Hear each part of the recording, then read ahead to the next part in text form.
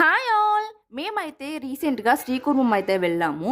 So, అక్కడ ప్రత్యేకత ఏమిటి అంటే, విష్ణుమూర్తి మనకి కూర్మావతారంలో దర్శనమైతే ఇస్తారు.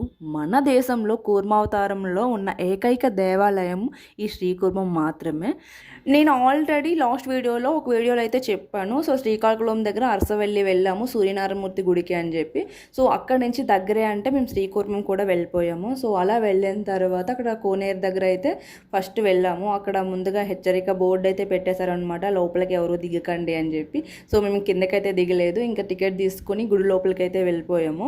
సో ఇంకా మేము గుడి లోపలికి వెళ్ళిపోయిన తర్వాత స్వామివారిని అయితే దర్శనం అయితే చేసేసుకున్నాము. చాలా మంచిగా అనిపించింది. పంతులు గారు ఈ గుడి యొక్క ప్రత్యేకత ఏంటన్నది వివరంగా చెప్పారనమాట. సో ఇంకా అలా బయటకు వచ్చిన తర్వాత గుడి ప్రాంగణంలో ఉన్న అలా కొన్ని ఇవన్నీ కూడా క్లిప్స్ అన్నీ తీసుకుంటున్నాను. చూస్తున్నారు కదా, గుడి కూడా చాలా ఓల్డెస్ట్ టెంపుల్ అనమాట. చాలా బాగా అనిపించింది. రీసెంట్ కాలంలో అయితే నేను ఇంత ఓల్డెస్ట్ టెంపుల్ చూడడం అనేది ఫస్ట్ టైము. సో ఇంకా ఆ విధంగా బయటకు వచ్చిన తర్వాత కొన్ని పిక్చర్స్ అయితే తీసేసుకున్నాము. ఇంకా అలానే విష్ణుమూర్తి కూర్మావతారంలో ఉన్నాడని చెప్పాం కదా. సో ఇక్కడ తాబేళ్ళు పార్క్ అనేది కూడా ఉంది. గుడి నుంచి ఇలా బయటికి రాగానే ఇక్కడ తాబేళ్ళు కూడా చాలా ఉన్నాయన్నమాట. సో వాళ్ళకి ఇవన్నీ కూడా ఫుడ్ ఇదంతా కూడా పెడుతున్నారు. చాలా మంచిగా అనిపించింది. చిన్నగా ఉన్నాయి ఇవన్నీ కూడా చూస్తే నాకు చాలా మంచిగా అనిపించింది. చాలా ఎక్కువ తాబేళ్ళు అయితే ఉన్నాయి ఇక్కడ.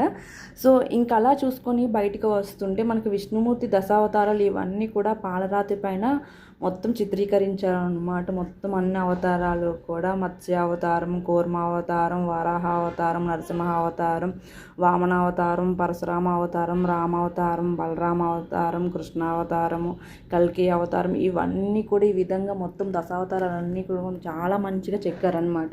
సో ఇంకంతే కాకుండా ఇక్కడ ఈ శ్రీకూర్మం యొక్క విశిష్టత ఏంటనేది కూడా మొత్తం శిలాపలకల పైన అయితే ప్రతిదీ కూడా మంచిగా అయితే రాసి అయితే ఉంచారు. ఎవరైనా వెళ్తే గుడి ప్రతిష్ట కోసం అన్నీ కూడా మనం మంచిగా చదువుకొని అయితే రావచ్చు.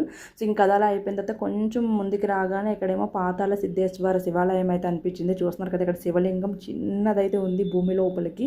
నేను ఫస్ట్ టైం చూడటం అనమాట, అంత కిందకి చిన్న శివలింగం చూడటం అన్నది. సో ఇంకా అలా శివుని దర్శనం చేసేసుకొని బయటికి రాగానే పక్కన నాగదేవతలు ఇవన్నీ ఉన్నాయన్నమాట. సో ఇంకా అవన్నీ నాగదేవతలు అన్నింటినీ కూడా దర్శనం అయితే చేసేసుకున్నాను. అలానే పక్కన మళ్ళీ పెద్ద శివలింగం నందీశ్వరుడు కూడా ఉన్నాడు. సో అది కూడా దర్శనం చేసేసుకున్నాం అనమాట.